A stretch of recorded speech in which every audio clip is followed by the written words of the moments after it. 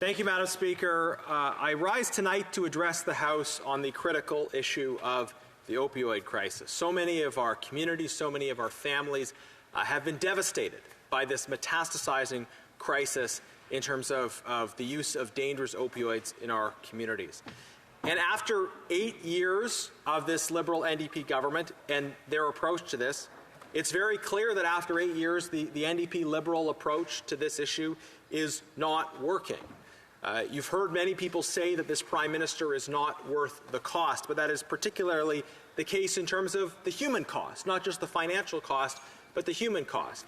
And you hear members of other parties speak about the science, allegedly about their approach, which they posit is better than alternatives, but it's clearly not working. You can see in all of our communities the real substantial human cost associated with their failed response to the opioid crisis. And Conservatives are proposing an alternative, a common-sense approach that opposes giving free drugs to those who are struggling, but instead seeks to bring home our loved ones drug-free. I would say that's a common-sense response. And the Liberal-NDP response, after 8 years providing more taxpayer-funded drugs to people, it's not common sense, it's not working, and it has an incredible human cost. Madam Speaker, my question was about aspects of the background of the opioid crisis as well. And here's the background of this. That a company called Purdue Pharma developed a new opioid product, OxyContin, which they intentionally marketed to as many people as possible. They called it the drug to stick with, the drug to start with, the drug to stay with. And they ran a very effective marketing campaign. The goal of that marketing campaign actually was very similar in its premises to the arguments for safe supply made today. That is that this corporate seller of drugs, Purdue Pharma, pushed the idea that all you had to do was remove stigma and make drugs available, and then everything would be fine. Of course, there was no stigma around this product when it was initially released because it was a new product. They sought to market OxyContin as being less risky, when in fact it was more risky than opium and certain other available opioids. So there was clear dishonesty and manipulation of the marketing of this product. There wasn't any stigma at the time, but clearly the effect of making this dangerous drug available to more and more people was that many people became addicted, and because of the tolerance-inducing nature of opioids, they moved on to harder and more dangerous drugs, eventually moving on to things like fentanyl in many cases. As a result of the lies that were told at the time by Purdue Pharma, and the fact that McKinsey, the consulting company that's so close to this government, McKinsey was involved in supporting Purdue Pharma in that marketing campaign. Because of the lies that were told, these companies have been required to pay massive compensation in the United States. And yet, when I put forward an amendment before this House calling on this government to sue for all damages associated with the opioid crisis, they voted no. And they said, well, we're going to sue for some of the damages. We're going to eventually sue, we're going to eventually join provincial class action lawsuits to sue for some of the damages. But there are many of the different damages associated with these drugs the federal government is not even contemplating suing for. That's why I believe they opposed my amendment. Now, why are they siding still with Big Pharma that's trying to sell drugs to people instead of siding with the victims and helping us to bring them home? The Honourable Parliamentary Secretary to the Minister of Environment and Climate Change and Parliamentary Secretary to the Minister of Sports and Physical Activity. Thank you very much, Madam Speaker. It's an honour to be in the House tonight for a adjournment debate with my honourable colleague.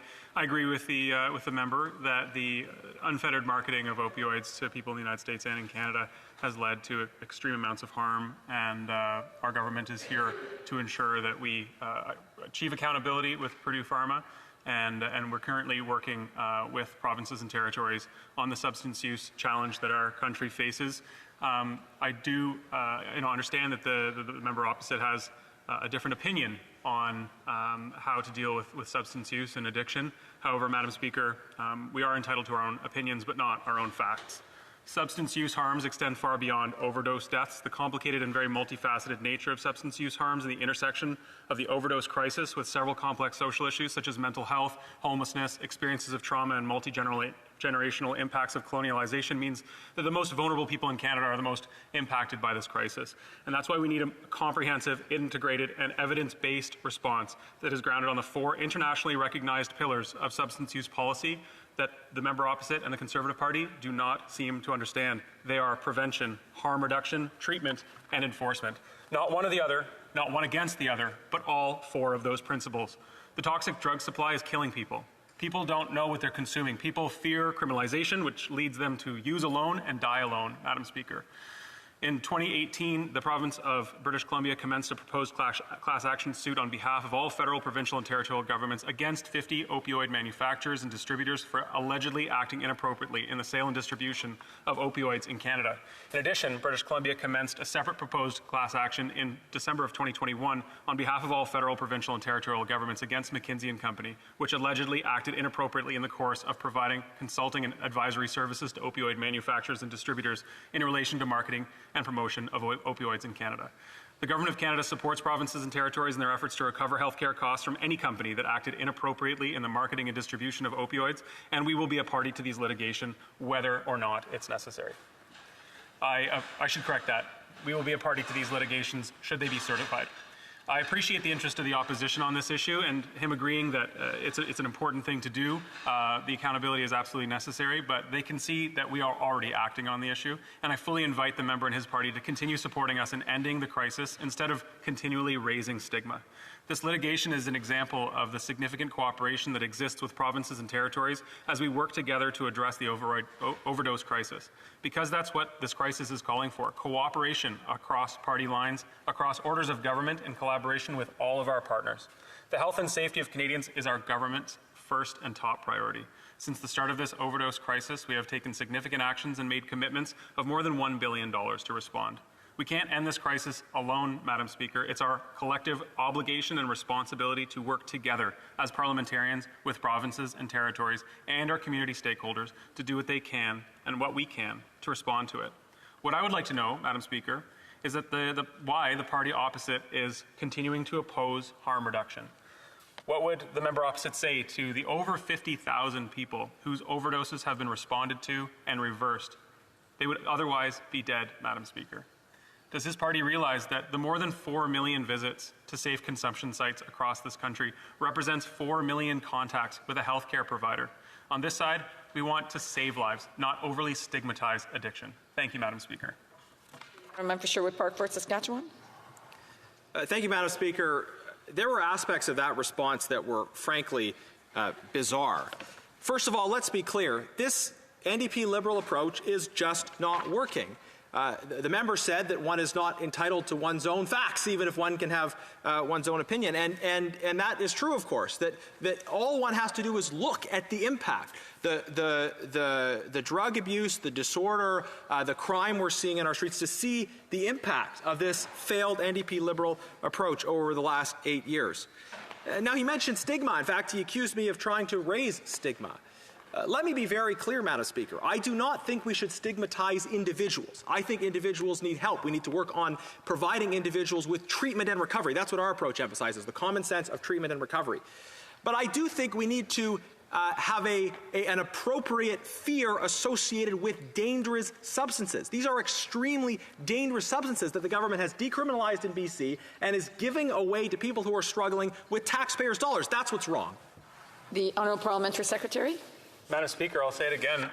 We're all entitled to our own opinions, but not our own facts. This is not a Liberal-NDP approach to solve for the addictions epidemic and helping people who are suffering from addiction.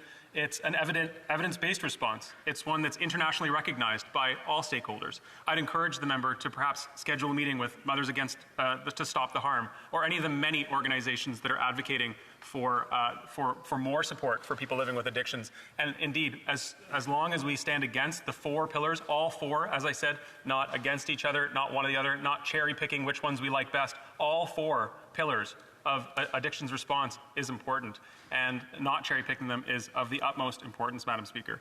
We're continuing to be committed to ensuring that individuals and organizations who are legally marketing or supplying drugs are held accountable, while also supporting pathways to care for people who are experiencing or they're at risk from substance use, Madam Speaker.